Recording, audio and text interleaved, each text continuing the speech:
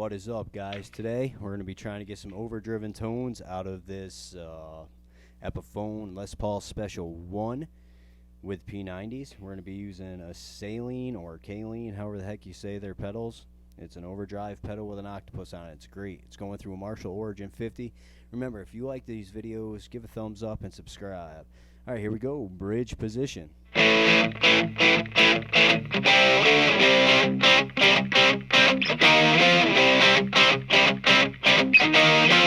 All right, middle position.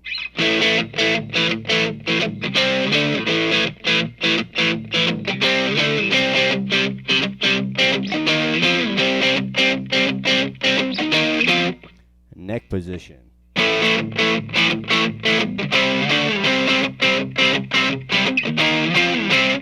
Man, this guitar is so cool. The distorted video is coming up next. Later.